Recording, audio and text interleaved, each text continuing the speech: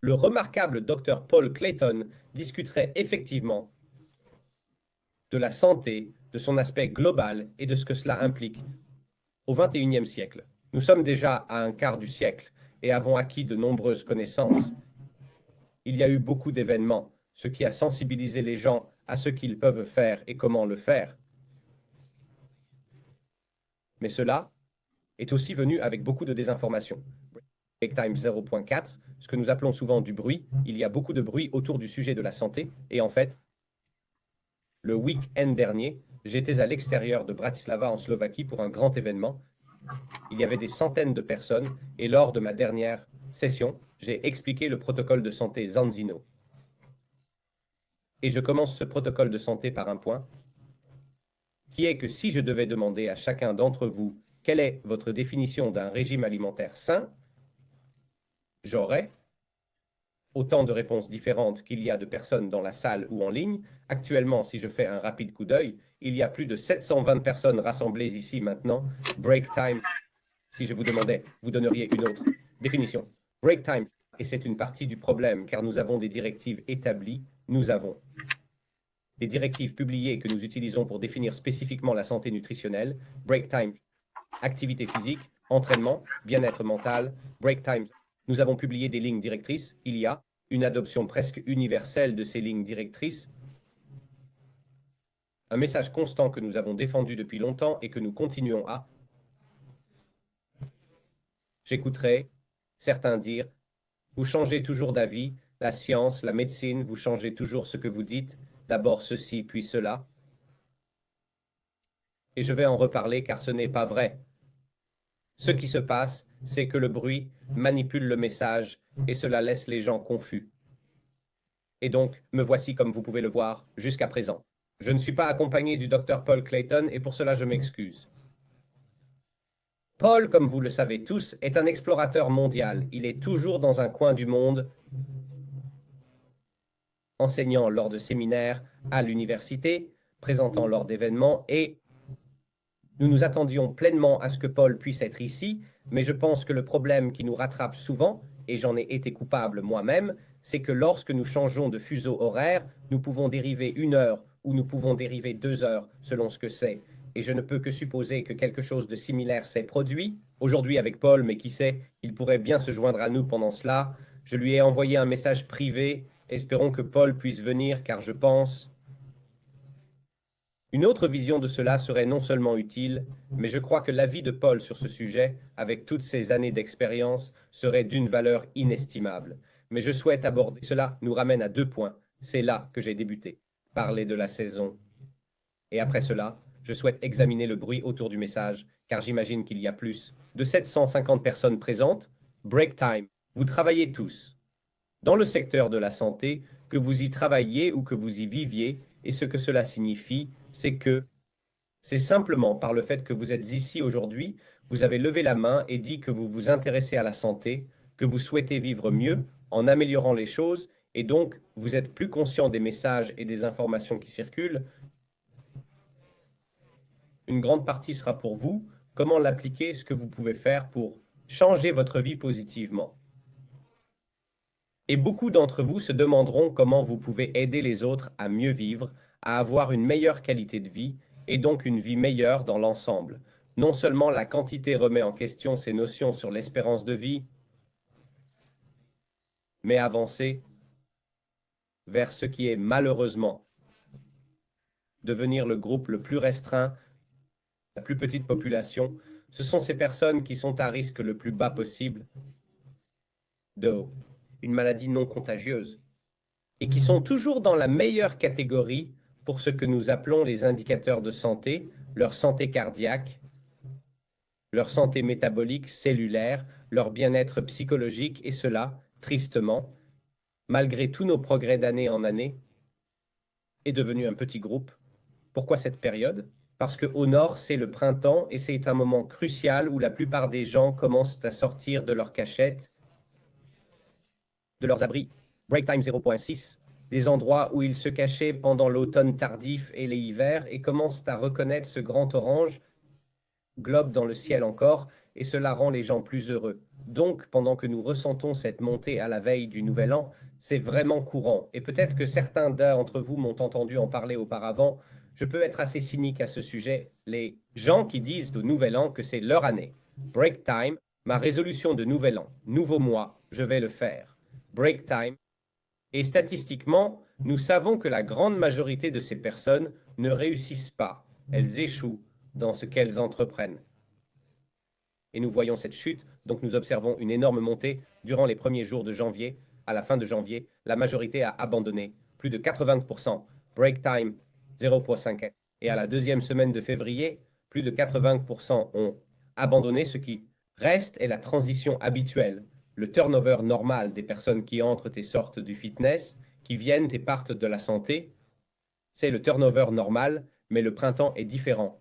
Break time. Et c'est pourquoi, pour vous tous, que ce soit pour vous-même, pour vos amis, pour vos familles, les gens de votre réseau, break time, maintenant est le moment de saisir le jour, car le printemps est différent. Et ce que nous voyons statistiquement, c'est que les gens qui commencent à embrasser cette période de l'année dépensent davantage. Temps dehors, et changent leur approche, leur vision de la vie qu'ils souhaitent mener. Et nous avons maintenant une véritable chance à partir d'avril jusqu'à la fin pour la majorité, jusqu'à septembre si vous êtes au nord, pour débuter, adopter de meilleures habitudes. Vous avez beaucoup plus de chances de réussir à cette période de l'année. Et je ne veux pas insister, mais je souhaite souligner, pensez-y de cette manière, break time 0.9. La plupart des gens ont naturellement une aversion pour l'obscurité, break time 0.5, pour les jours courts et les longues nuits, pour le froid, pour les conditions météorologiques difficiles. Et même si les gens recherchent de la motivation, break time 0.5s, tout ce qui nous entoure peut être clairement dépourvu de motivation à cette saison. Et je sais, il y a ce petit groupe qui l'adopte à ce moment-là et qui réussissent, mais ils sont les moins nombreux. Et chaque fois qu'il s'agit de faciliter un changement de santé, nous devrions essayer de nous positionner dans la plus grande opportunité de succès possible. Donc maintenant, c'est pourquoi une discussion sur la santé en ce moment pourrait être tout ce que les gens ont besoin d'entendre pour les encourager, car vous êtes plus susceptibles de réussir. Et c'est fascinant. Le succès n'est pas uniquement associé à des activités en plein air, car les statistiques montrent que vous êtes plus enclin à changer positivement vos habitudes alimentaires, vous êtes plus susceptible de changer positivement votre sommeil, vous êtes plus susceptible de vous activer davantage, adopter des routines d'exercice plus régulières, et vous êtes plus susceptible de consacrer du temps pour vous-même, et c'est très puissant pour la santé mentale. Et donc, maintenant est le moment, c'est le moment idéal, et aujourd'hui, ici au Royaume-Uni, est un parfait exemple de tout ce dont je parle. Mais ce sont les belles choses. Break time. Laissons maintenant les belles choses derrière nous. Je vous souhaite bonne chance pour tout ce que vous vous êtes fixé comme défi cette année. Quoi que ce soit, je vous souhaite bonne chance. Break time. Vous êtes dans une excellente position statistiquement pour réussir davantage. Mais examinons le bruit, car je consacre beaucoup de mon temps à le gérer. Et aussi ce manque de conscience qui provient de loin et de large quant à notre situation actuelle. En 2025 et quelles opportunités nous avons pour être beaucoup plus mesurables et quantitatifs concernant notre santé et d'élimination de l'incertitude et d'aller plus vers les spécificités pour rendre plus de choses mesurables, sachant que quelque chose compte parce que c'est plus mesurable. Et donc, je vous demande de m'accorder un instant, pendant que je m'attaque à cette dernière tendance, des injections pour la perte de poids, et je ne vais pas mentionner de marque pour l'instant. Je ne vais pas mentionner de marque spécifique, mais je veux soulever quelques réflexions. Mais pour que nous prenions un moment pour réfléchir au bruit qui entoure le sujet, et je trouve, n'hésitez pas à partager vos commentaires dans la boîte de commentaires ou dans le chat, car j'aime entendre d'autres opinions. Peut-être que j'ai raté quelque chose, mais je trouve que nous sommes à un moment particulièrement désagréable dans cela, en raison de notre connaissance de l'augmentation des taux d'obésité chaque année, décennie après décennie, et en fait, depuis l'année 2020, ces taux ont effectivement augmenté, de ce qui a un peu grimpé. Et donc une approche ciblée pour aider les gens à faire face à cela n'est pas seulement peu probable, c'était un résultat inévitable. Et en fait, la vérité, c'est que dans le monde médical et pharmaceutique, Des avancées ont été faites. Concentrés depuis un certain temps, certains de ces médicaments qui gagnent maintenant en visibilité. Et j'ai remarqué que j'ai dit que je ne mentionnerais aucune marque. Et les premiers commentaires que j'ai vus mentionnèrent la marque. Mais c'est bon, vous pouvez parler librement, mais certains d'entre eux circulent depuis plus de 10 ans, et il y a une raison pour laquelle ils circulent depuis plus de 10 ans. Et c'est essentiel, c'est ce qui fait la différence. Break time, c'est parce que ils ont été conçus pour s'attaquer à la cause et non aux symptômes, et plus souvent qu'autrement. L'obésité est un signe de mode de vie, un signe de comportement, et elle est liée à certaines conditions métaboliques, c'est sûr. C'est un phénomène fréquent chez les personnes atteintes de diabète de type 2. Et je souligne cela pour une raison précise, ce n'est pas une discussion sur les maladies. C'est en grande partie ce à quoi ces médicaments étaient destinés. Donc c'était l'idée de traiter les symptômes en ciblant la cause de manière extrême, des états similaires à des maladies. Et donc ce qui s'est passé récemment, c'est que cette notion, l'attrait de l'effet symptomatique, où cela peut aider les gens à perdre du poids, a été adopté, surtout par de nombreuses célébrités désireuses de perdre du poids rapidement, et cela l'a mis en avant pour un grand nombre de personnes, et donc, très rapidement, le récit a changé, et cela concerne cette injection qui peut vous aider à perdre du poids, et elle vous fera perdre du poids vraiment très vite. C'est formidable, c'est un bon plan, car vous faites cette injection. Vous vous reposez tranquillement, et vous profitez de tous les bénéfices de cette injection. Mais j'aimerais penser maintenant que vous savez, c'est un public intelligent et vous êtes bien conscient des contre-indications du fait que c'est un médicament et mon avis juste pour être clair. Time que vous ne choisiriez jamais, vous ne vous porteriez jamais volontaire pour prendre un médicament pharmaceutique à moins d'être dans un état de besoin urgent, à moins que ce soit. Je veux séparer, je veux distinguer ces personnes atteintes de diabète de type 2 de ceux qui veulent juste perdre du poids. Et cette notion qu'elle a des conséquences graves, elle vient avec des contre-indications, elle a un énorme impact sur le foie. Il y a d'autres choses. Il y a des conséquences à prendre des médicaments qui ne sont pas simplement une question de prendre et de perdre du poids. Aussi, à toute observation qui a jamais été faite, que ce soit scientifique, clinique ou comportementale, quand vous changez radicalement les circonstances d'une personne sans qu'elle, ne est à investir et à manifester le changement elle-même sur le plan comportemental, montre échec après échec après échec. Nous connaissons tous l'histoire de gagnants de la loterie. Ils géraient mal leur argent, accumulant des dettes, puis ils gagnent à la loterie. 5 ans plus tard, ils sont en faillite. Et encore plus endettés, l'argent n'était pas le souci principal. Ce n'était pas le manque d'argent. C'était leur attitude envers l'argent qui a mené à cette situation. Et c'est vraiment vrai quand on examine la santé, il n'y a pas de raccourci. Il n'existe pas de raccourci vers un but valable. Donc, quand une personne prend ce raccourci sans changer ses connaissances, son comportement ou son activité alimentaire, ni son attitude ou son activité physique, exercice physique, hydratation, tout cela, ils tentent leur chance et ils obtiennent un succès immédiat. Et je sais que certains diront que si je fais cela une fois, je vais y arriver et le maintenir. Mais ça ne marche jamais. Cela ne tient jamais sous l'examen. Chaque observation montre que ce n'est pas la réalité. En fait, l'issue la plus probable est l'échec. C'est que cette personne ne va pas seulement reprendre du poids, mais généralement accumuler plus de poids qu'avant. Et donc, pour moi, ce que vous avez, c'est un succès à court terme. Vous avez un récit autour de cela qui est facile, efficace et largement sûr. Alors qu'en réalité, ce n'est ni sûr ni un chemin rapide vers le succès. Pour un succès à long terme à ce sujet, j'ai remarqué, mon homologue, l'unique, l'homme qui, en réalité, nécessite très rarement une introduction, le docteur Paul Clayton, est avec nous en ligne. Nous pouvons donc élargir cela en une discussion, Paul. Bienvenue à cette réunion. Content de te voir. J'espère que tu vas bien.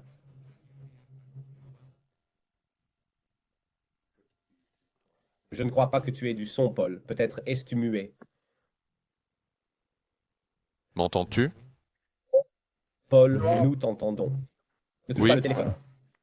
Désolé pour le retard, Colin. J'ai eu des soucis techniques, mais c'est résolu maintenant. Je parle pour 824 personnes. Nous sommes juste heureux que tu sois ici, Paul. Content que tu ailles bien. Oui. Et je suis heureux que tu sois là et peut-être que tu es arrivé au bon moment. J'ai rapidement passé en revue les bénéfices de la saison printanière, soulignant comment cela accroît les probabilités de succès pour ceux qui souhaitent améliorer leur santé. Puis, je me suis plongé dans ce sujet brûlant du moment. Je n'ai pas encore parlé des marques d'injection destinées à la perte de poids. Ce n'est pas aussi simple que les gens le pensent. Il y a des défis à relever. Et ce que je voulais dire, Paul, c'est que c'est le moment idéal pour toi d'être ici. Cependant, cela crée plus de bruit autour du discours sur la santé. Ce n'est pas. Ce n'est pas lié à la santé. Ce n'est pas un sujet de santé. C'est un sujet bien plus complexe, beaucoup plus médical et clinique, avec d'énormes quantités de contre-indications et de préoccupations concernant l'impact de ces types d'injections. Ces injections ont des effets, mais cela fait partie d'un débat sur la santé, donc. J'ai fait part de mon avis, Paul, mais peut-être pourrais-tu ajouter quelques mots avant que nous abordions d'autres sujets de cette conversation. Je pense que les agonistes GLPI sont d'une certaine manière le dernier souffle d'un modèle en déclin. C'est clair qu'ils répondent.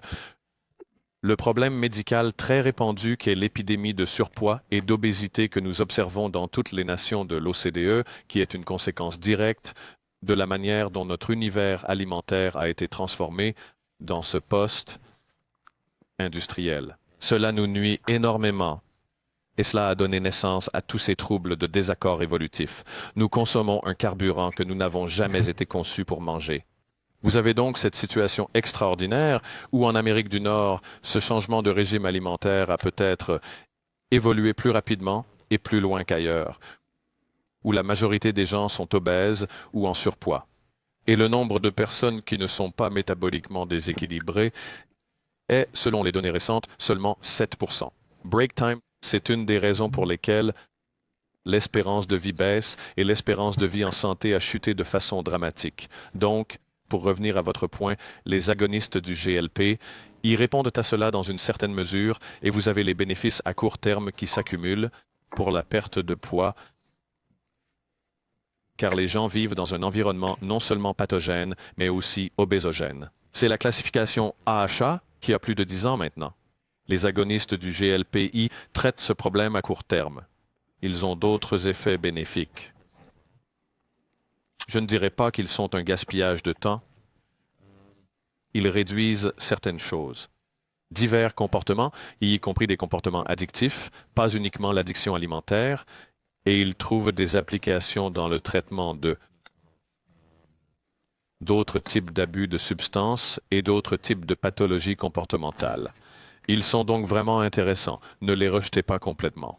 Le problème est que si vous suivez un régime très faible en calories, si ces calories ne sont pas bien choisies, et pour beaucoup, ce n'est pas le cas, vous vous retrouvez avec plus de malnutrition, avec une malnutrition de type B plus grave, qui entraîne toute une série de problèmes. Mais si vous perdez du poids de manière assez artificielle, vous perdez aussi de la masse musculaire. Voici le souci. Si vous êtes en traitement avec un agoniste GLPI, vous perdez du poids, vous arrêtez, vous reprenez du poids, puis vous le perdez encore, et à chaque fois, vous perdez plus de masse musculaire. Et vous ne devez pas perdre de vue le fait, le muscle maigre ou le muscle squelettique n'est pas seulement un simple outil pour vous transporter d'un point A à un point B. C'est aussi, comme vous le savez, un organe métabolique et endocrinien. Ainsi, cela vous mènera inévitablement sur la pente de la résistance à l'insuline. C'est le syndrome de préfragilité, sinon à la sarcopénie qui est maintenant une cause de décès très importante. Vraiment dans toutes les nations développées. Je pense donc que les agonistes GLPI résolvent un problème immédiat. Mais les coûts à long terme vont être très substantiels. Je crois qu'il existe des façons de les adapter et de les diminuer. L'industrie pharmaceutique, comme vous le savez sûrement, est consciente de ces problèmes potentiels et se prépare à des poursuites judiciaires, y compris des actions collectives. Une des manières dont ils espèrent éviter ce problème est de créer des mémétiques d'exercice. Si vous combinez un agoniste GLP-1 et un mémétique d'exercice, j'espère que cela vous aidera pendant votre cycle de perte de poids.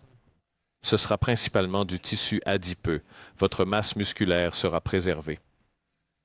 Cela dit, les incursions des entreprises pharmaceutiques dans ce domaine ont jusqu'à présent difficile. Ils ont quelques composés expérimentaux qui ont échoué au test de sécurité. Et je ne suis pas du tout sûr qu'ils réussiront un jour complètement ici. Particulièrement en tenant compte qu'il y a des substances naturelles qui remplissent ce rôle.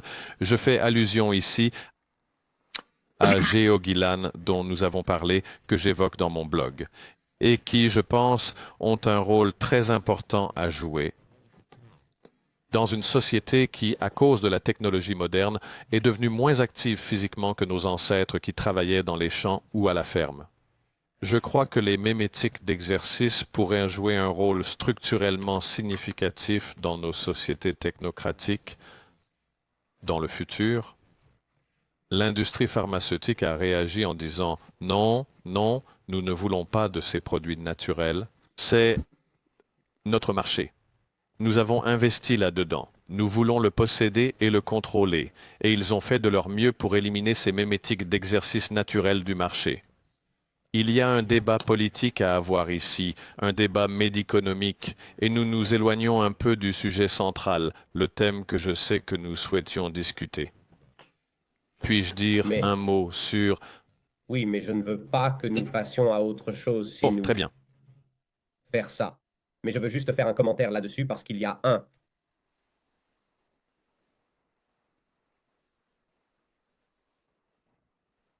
quelques points que je pense avoir mentionnés. J'ai examiné des facteurs de métabolisme musculaire qui ont été limités et qui ont en fait produit.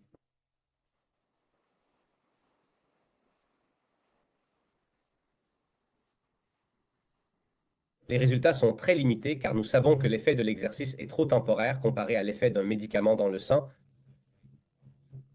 Et deuxièmement, vous avez fait référence aux muscles squelettiques, mais il existe en réalité des preuves convaincantes montrant qu'il a un impact négatif sur le muscle cardiaque. Et donc, nous approfondissons même la notion de l'impact que cela a sur le foie, donc, pour moi.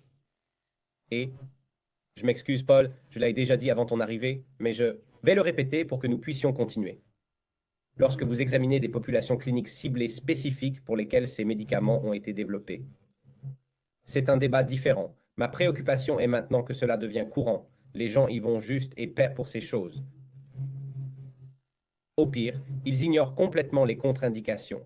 Et maintenant, certains médecins le promeuvent de manière très commerciale, comme une vente en ligne. J'ai vu une pub hier dans laquelle deux chirurgiens en blouse blanche disaient « Écoutez, si vous faites beaucoup d'exercices, que vous avez plus de 40 ans et que vous souffrez de douleurs articulaires, cette injection pourrait vous être bénéfique, vous aussi, en raison de tous ces avantages du GLP. » Et je pense que cela rend le débat sur la santé encore plus flou, mais mettons cela de côté car nous avons maintenant une bonne trentaine de minutes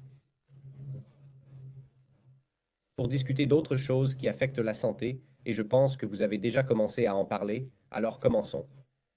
Considérez que maintenant, Paul, il y a tant de personnes qui essaient de s'impliquer dans le domaine de la santé, notamment en matière de nutrition et d'activité physique.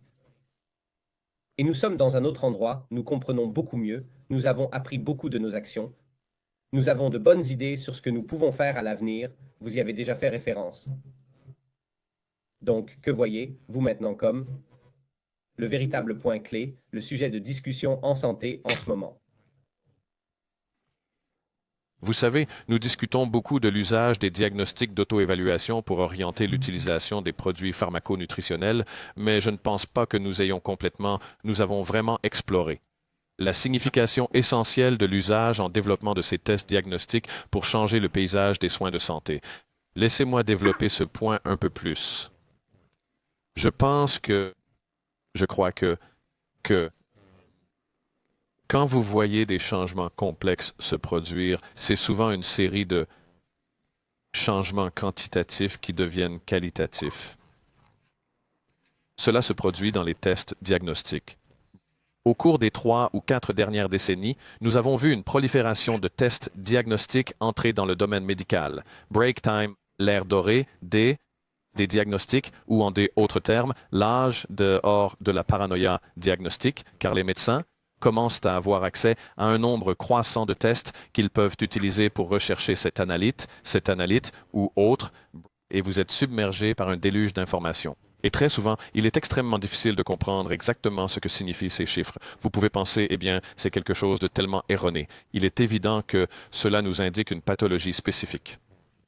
Cependant, dans de nombreux cas, dans la plupart des cas, vous remarquez un léger biais ici, un léger biais là. Que signifie tout cela? Et il y a une responsabilité pour le médecin, particulièrement en Amérique du Nord, qui est un climat très litigieux. Faites les tests, sinon vous risquez d'être accusé de négligence plus tard. Ainsi, vous réalisez tous ces tests, ce qui contribue à augmenter les dépenses. Ce médicament devient de plus en plus difficile à se procurer, tant au niveau individuel qu'au niveau national. Mais il y a autre chose. Nous assistons actuellement à l'émergence de systèmes d'auto-évaluation. Ce sont ceux que nous utilisons avec un effecteur et un diagnostic. C'est un système fermé, donc l'utilisateur final, le client, a accès à des informations qu'il peut utiliser pour modifier son propre comportement afin de prévenir l'apparition de problèmes cliniques à l'avenir. Que veut dire cela? Cela indique un changement fondamental dans le rôle du médecin. Les médecins sont maintenant menacés de diverses manières, ce qui affecte leur rôle traditionnel. D'abord, les compétences diagnostiques des médecins sont rapidement surpassées par celles des systèmes d'intelligence artificielle, qui sont désormais capables de ce travail de manière plus efficace que la plupart des médecins dans presque tous les domaines, et cela ne fera que s'intensifier. Systèmes de santé, s'ils ne travaillent pas sur l'heure, indépendamment, comme des concierges médicaux qui sont dans un système où ils doivent utiliser des algorithmes de diagnostic et de traitement. À quoi bon avoir un médecin? Les systèmes d'IA peuvent éliminer et remplacer ces deux éléments des soins de santé. Et nous savions toujours que les systèmes informatiques, les systèmes d'IA allaient progresser. Ils ont d'abord touché les métiers manuels. Ils s'attaquent maintenant aux métiers de bureau. Les systèmes d'autotest sont aussi concernés. J'aimerais les comparer, si vous me le permettez, à la presse de Gutenberg. Et laissez-moi expliquer pourquoi je pense que cela se produit. L'imprimerie de Gutenberg représentait, parmi d'autres choses, tout d'abord, l'impression de masse a permis de partager des informations des élites qui avaient vraiment été l'Église jusqu'à ce moment-là. Vous aviez accès à la connaissance. C'était une démocratisation de l'information. Cela voulait dire que vous n'aviez plus une petite élite intéressée, en l'occurrence l'Église, qui avait accès à toutes les informations et les protégeait avec jalousie, et c'était une forme de contrôle social. Je crois que l'émergence de ces autotests diagnostiques impacte de la même manière la profession médicale. Vous n'avez plus besoin d'une grande partie de l'expertise, des connaissances accumulées, de l'élite médicale et de la profession de santé. Vous n'avez plus à attendre qu'il se passe quelque chose de mal pour vous remettre à la clinique locale, ou si c'est plus sérieux, d'accéder aux soins médicaux secondaires ou tertiaires. Avec ces tests, vous pouvez prendre des décisions éclairées par vous-même. Et ensuite agir pour éviter de sorte que vous ne atteigniez ce stade médical. Maintenant, ces deux facteurs ensemble transforment le rôle du médecin, le rôle des systèmes de santé traditionnels et créent un paysage entièrement nouveau, où break time, selon tout ce que nous savons, si vous utilisez ces outils pour surveiller et diagnostiquer, puis vous traitez vous-même, break time, beaucoup du fardeau de la santé publique, vous savez, les pandémies de maladies dégénératives non transmissibles, break time, jusqu'à 90% d'entre elles peuvent être évitées. Si cela se produit, nous parlons d'un paysage de soins de santé entièrement nouveau, où la plupart des professionnels de la santé tels que nous les connaissons, ainsi que l'industrie pharmaceutique, deviennent obsolètes. La population dans son ensemble devient plus saine, et au lieu des masses d'individus malades et handicapés qui remplissent les sociétés d'aujourd'hui, nous avons une situation où la majorité des gens sont, pour la première fois depuis 5 ou 6 générations, capables de développer leur véritable potentiel biologique. Je pense que c'est aussi grand. C'est comme la presse de Gutenberg pour l'information. A. 1. Des informations religieuses, politiques et d'autres types. Et en fait, c'était l'un des éléments qui a provoqué la réforme. Je pense que le développement et l'émergence de ces tests de diagnostic auto-administrés vraiment importants nous libèrent. Cela nous libère de l'emprise et du contrôle rigoureux du modèle pharmaceutique et nous permet de prendre soin de notre propre santé. Évidemment, je suis d'accord. Mais il y a quelques éléments à considérer pour nous détourner vraiment de. Je pense que cela peut nous donner un air un peu évangéliste.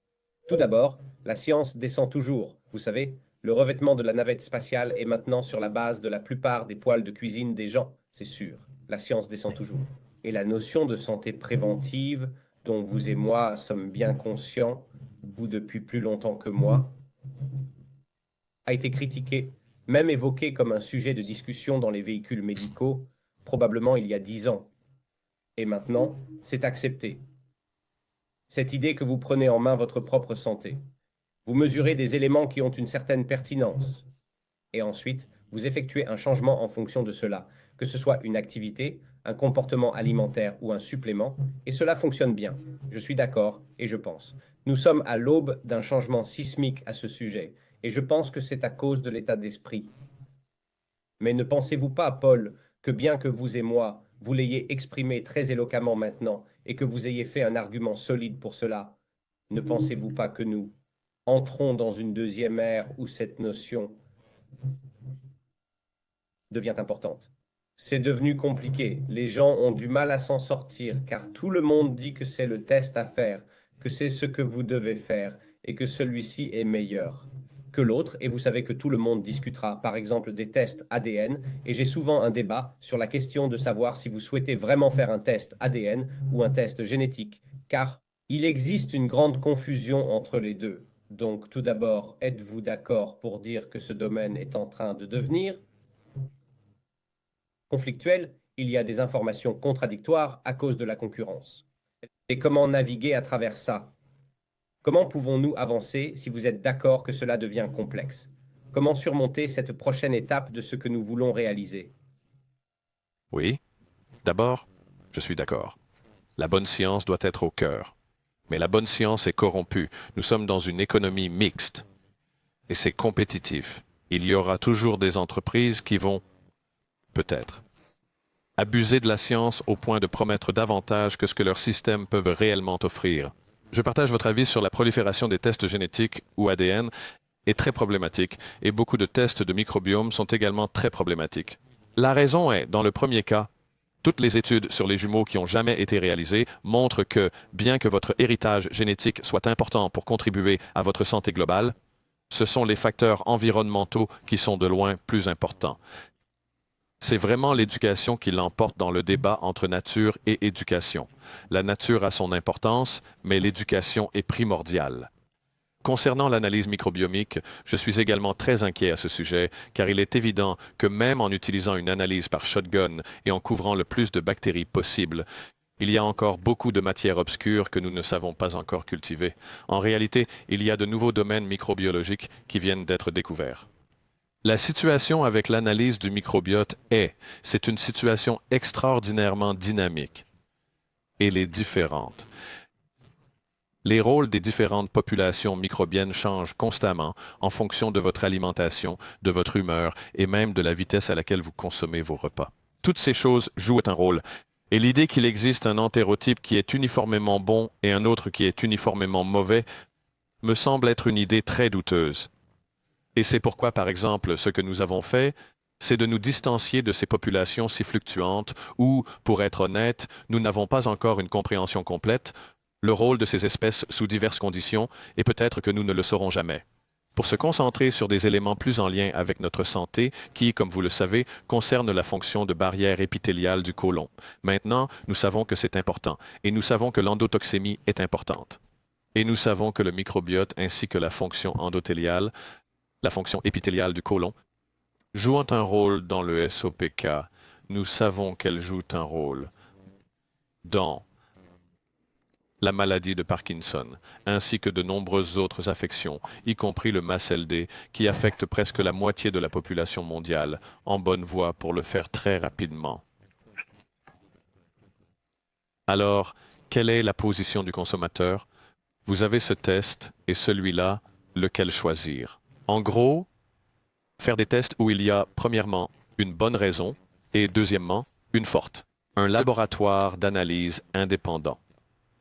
Je pense que ce sont deux choses à prioriser quand vous faites vos choix. Je pense que nous avons pris la bonne direction, nous travaillons, nous avons mis des exigences de preuve élevées. D'abord avec Vitas, qui est, vous savez, un standard mondial et nous n'avons aucune influence sur eux. Nous sommes un très petit client à leurs yeux et il n'y a aucune possibilité qu'ils modifient les résultats pour satisfaire nos besoins spécifiques. Ils font ce qu'ils font et ils le font très bien. C'est un standard mondial. Mais ensuite, les choses que nous mesurons, les systèmes disponibles dans nos kits d'autotest, ont une montagne de preuves derrière eux pour soutenir leur pertinence clinique. Cela nous a pris beaucoup de temps pour quitter le test d'équilibre et nous avons suivi une longue séquence d'étapes. Cela a été un parcours long, complexe et ardu pour arriver au point où nous pouvons maintenant voir un test de microbiote. Ce sera le premier au monde. Un test de microbiote. Ce sera le premier au monde. Et je crois que c'est important pour Zinzino et cela répond un besoin que tous les autres cliniciens réaliseront qu'ils en ont aussi besoin dès que nous le mettrons à disposition.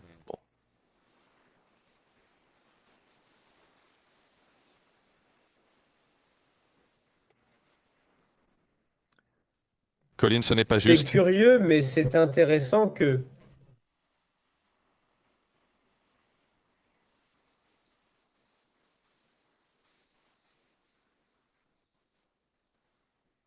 n'est. Ce pas parce que nous vivons. Nous vivons à une époque où la réponse peut être ah, mais tu n'as pas fait ceci et tu n'as pas fait cela. Et qu'en est-il de cela? Et c'est ce vieux débat de bon, meilleur, meilleur. Ouais, et selon le jour où tu me trouves, selon l'humeur dans laquelle je suis, je peux parfois être un peu direct et dire oui, nous devrions vous amener dans un laboratoire et faire ceci, cela et cela, mais d'autres fois je suis plus compréhensif et je fournis juste la raison autour de ce que nous faisons. Mais nous vivons dans une époque où les gens sont prêts à faire des critiques parce qu'ils ne peuvent pas fournir le même, ils ne travaillent pas selon les mêmes normes, et donc, dans ce désordre, il est difficile d'en parler, car nous savons ce que nous faisons, mais nous ne pouvons pas encore l'expliquer si nous voulons discuter de l'intestin, mais même si vous regardez, revenons au test d'équilibre. Vous savez, on nous interroge fréquemment sur ces 11 mesures, pourquoi pas ceci ou cela? Vous savez les sélections, les choix que nous faisons. Comment? Comment pouvons-nous, dans le monde moderne, où tant de débats se croisent, relever ce défi? Comment bâtir une narration plus solide pour que les gens aient une véritable compréhension plus claire, une vision plus simple, et avoir plus de confiance pour dire oui, c'est ce qu'il me faut, car c'est une manière mesurable d'améliorer ma santé. Comment abordons-nous ces problèmes? Nous ne fuyons pas les questions. La science est une Oui, question de défi, et si les gens veulent, je suis ouvert à cela. C'est à travers ce dialogue que vous affinez vos idées et espérons les améliorer. Nous ne devons jamais, jamais nous éloigner de ce débat. C'est absolument essentiel pour tout progrès que nous pourrions réaliser dans l'amélioration et le perfectionnement des tests. Break time, je crois que. En termes de simplification de l'histoire, encore une fois, parce que je suis écrivain scientifique, entre autres.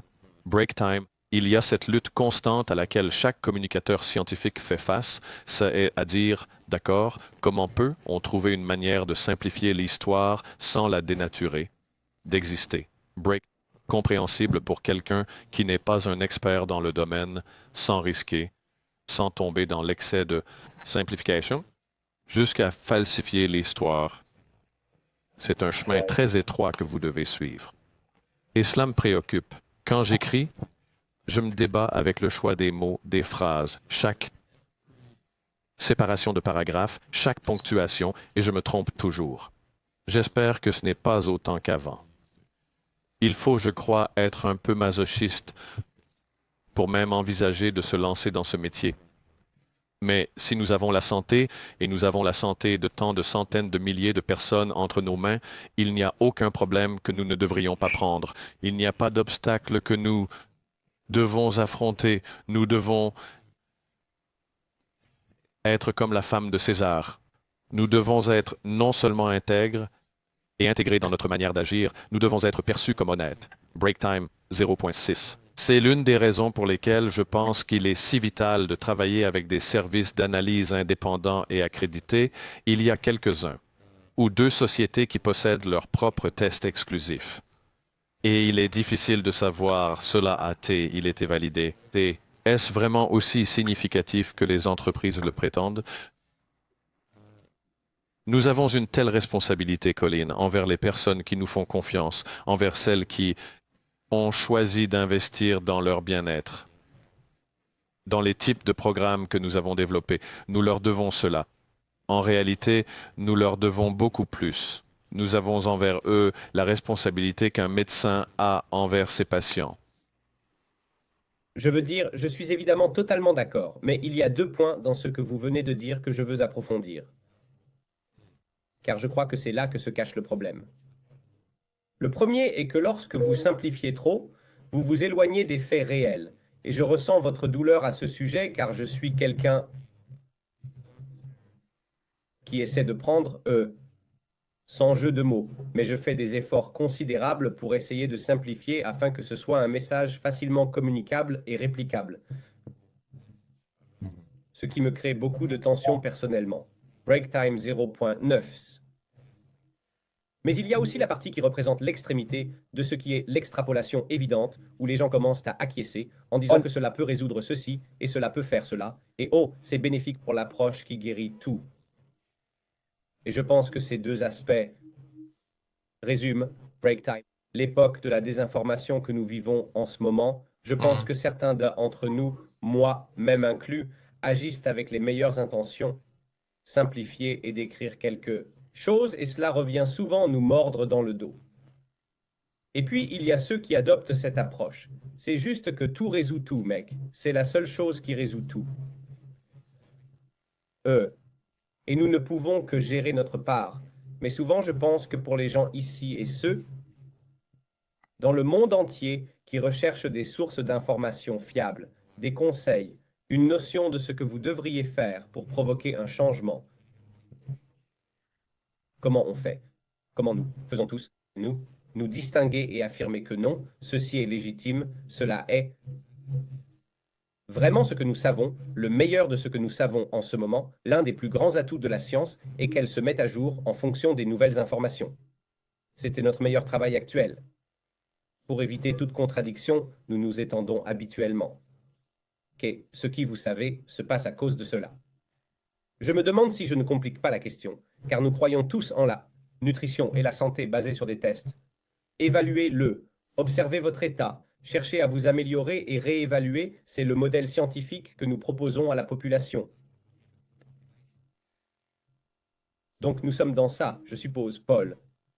Et surtout pour vous, car vous maîtrisez cela dans une certaine mesure. Où allons-nous maintenant? Vous êtes, vous savez, j'ai le privilège de pouvoir lire votre blog et votre site web, et j'ai lu tout ce que vous avez écrit dans un livre. Vous êtes très bon à cela. Et je pense que vous parvenez à toucher divers publics avec votre message, ce qui est un vrai défi, et je pense que c'est vrai. Je crois que nous faisons face à un niveau de menace différent maintenant, où il y a plus de personnes que jamais, qui savent assez pour être dangereux, ils ont les connaissances pour nuire. Alors quelle est notre responsabilité individuelle en tant que chercheurs et scientifiques? Et quelle est notre responsabilité ici? Cela nous amènera peut-être à la conclusion d'aujourd'hui. Eh bien, tout d'abord, je pense que nous devons être très prudent avec l'idée qu'il existe une sorte de vérité absolue à trouver.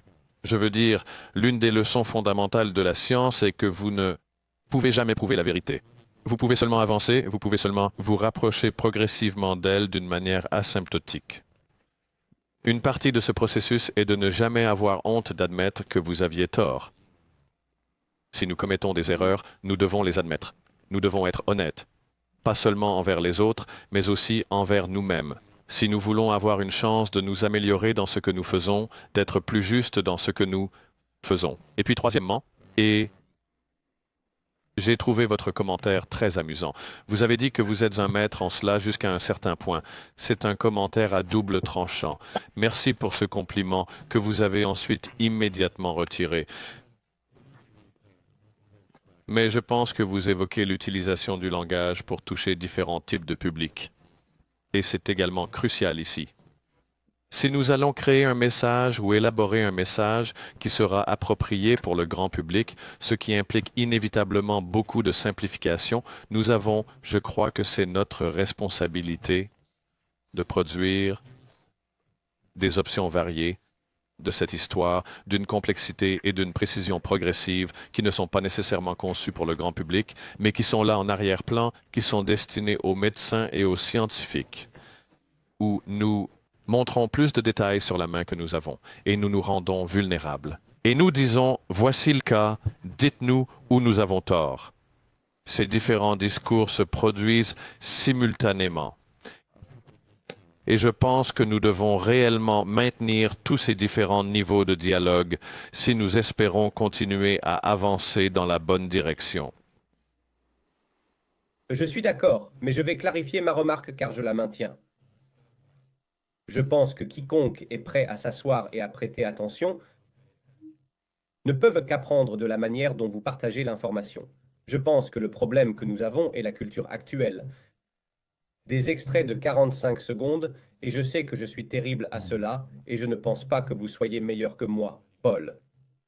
Puisque c'est un extrait de 45 secondes, et j'ai dit que, jusqu'à un certain point, je ne pense pas que nous soyons bons à ça. Je vais nous diriger vers la ligne d'arrivée. Il y a eu beaucoup de réflexions à faire, et je pense que tous ici, surtout ceux du secteur de la santé, saisiront où en est ce débat et la pression que nous subissons sur nous et notre communication. Comment nous dirigeons et conseillons les gens. Et donc, pour conclure vraiment, quelqu'un a un message puissant à retenir. Paul, tu es tellement impliqué dans tout ça, tu sais ce que nous faisons en coulisses, tu sais ce que nous avons fait et ce que nous avons fait pendant. Cela fait 2 décennies. Et tu connais la trajectoire plus large de tout cela. Tu es tellement impliqué. Quel serait le conseil que tu donnerais aux gens maintenant? Quelles sont les... Faisons juste 2 étapes. Quelles seraient les 2 étapes les plus claires que tu encouragerais une personne à prendre qui va avoir un changement significatif et positif sur leur santé, sur lequel ils peuvent compter, qui est répétable et qui va vraiment les mener beaucoup plus loin? Je pense que les preuves croissantes indiquent que le protocole de santé inverse de nombreux dommages causés par le régime et le mode de vie moderne, ce qui est en réalité assez considérable à présent. Nous avons l'exemple du milieu victorien et les données que nous créons dans Enzino. Et ce que je peux te dire, Colin, c'est que cela se produit très récemment. Nous recevons des demandes maintenant de figures politiques extraordinairement haut placées qui ont vu notre travail, considéré notre cas et ont réalisé subitement, en ces temps économiques difficiles, break time, il y a de grandes économies à faire si nous quittons un modèle de santé basé sur la gestion de crise qui est celui de la plupart des systèmes actuels vers un modèle véritablement préventif basé sur les types d'idées que nous avons développées. Et pour te donner une idée, les données d'Amérique du Nord montrent que les États-Unis pourraient économiser 4 trillions de dollars par an, ce qui couvrirait non seulement le déficit naturel, mais commencerait à diminuer la dette nationale. Maintenant, la situation américaine est peut-être un peu plus extrême que d'autres parce que leur santé est si terrible au départ, mais ce sont les types de chiffres qui sont maintenant, qui se clarifient. À ce stade, les économistes de la santé et les politiciens qu'ils représentent commencent à montrer un grand intérêt. 3 pays sont maintenant en discussion. Je suis actuellement en conversation à un niveau très élevé. Moi. Je ne peux pas en dire beaucoup plus, mais je vais avoir une réunion avec le Premier ministre d'un État majeur au cours des 6 prochaines semaines qui parle d'utiliser notre programme ou quelque chose de très similaire, le déployer initialement à un niveau pilote, puis ensuite à un niveau national. C'est un pays que vous pouvez deviner, d'après ce que je vais dire, qui se classe très haut dans les classements internationaux pour plusieurs maladies dégénératives chroniques non transmissibles. Il existe un potentiel d'économie considérable ici. Et vu le désastre actuel, que les politiciens occidentaux sont en train de faire en ce moment, des économies de l'Ouest, vous pouvez voir comment ils deviennent progressivement plus motivés à écouter les messages que nous avons à leur transmettre. Ce n'est pas comme vous de dire quelque chose de controversé, Paul. C'est une occasion exceptionnelle que vous vous exprimiez ainsi. Mais c'est vraiment très intéressant et vraiment excitant concernant ce que cela peut apporter. Je pense que la discussion d'aujourd'hui allait inévitablement s'orienter vers divers sujets, car il y a tant de choses à aborder et à réfléchir. Je suis d'accord. Vous savez, je ramène toujours les gens à la question de la santé, la logique derrière cela, le sens que cela a. Chaque fois que j'en parle, je suis de plus en plus fier et conscient de l'impact que cela a dans le monde. Time 0.5S, 3 étapes, break, time 0.6S. Et ce que je peux dire aux gens, c'est que très bientôt, nous pourrons évaluer plus de ces étapes, mais il y aura plus d'informations à ce sujet, plus loin.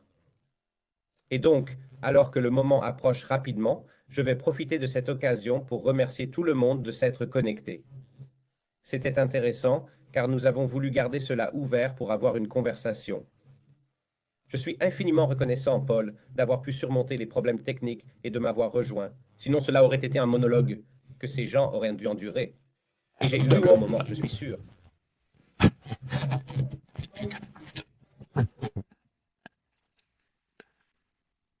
On ne sait jamais, n'est-ce pas?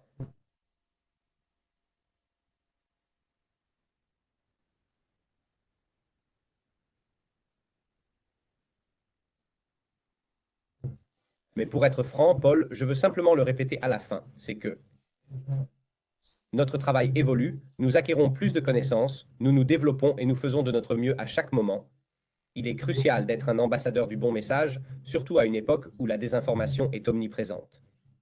Il y a beaucoup de gens qui le font délibérément et beaucoup d'autres qui le font sans le savoir, c'est ce qui nous concerne. En tant que partie de notre développement personnel et de notre responsabilité, nous devons toujours soutenir le bon message et promouvoir ce qui est juste. Et rester à l'écoute, nous évoluons continuellement dans ce que nous faisons et comment nous le faisons, c'est la nature de la science et c'est certainement la nature de la santé. Donc, restez connectés, restez avec nous pendant que nous grandissons, que nous faisons plus et atteignons davantage. Et à ce sujet, pour ceux qui célèbrent cette saison, je vous souhaite à tous de joyeuses Pâques. Et pour ceux qui ne le font pas, je vous souhaite un bon week-end quand même. Nous nous reverrons ici dans 2 mois, Paul. Cela a été un immense plaisir et un honneur. Merci encore, mon ami, d'avoir été avec moi cet après-midi. Et à tous les autres, faites bien, soyez bien, prenez soin les uns des autres, restez en forme. Et un dernier au revoir de vous, Paul. Je m'excuse profondément auprès de tous pour mon arrivée tardive. J'ai installé une nouvelle imprimante et tout le système est tombé en panne. Mais tu as réussi à surmonter cela, Paul, et te voilà. Merci pour cela. Bye tout le monde, à la prochaine, restez bien.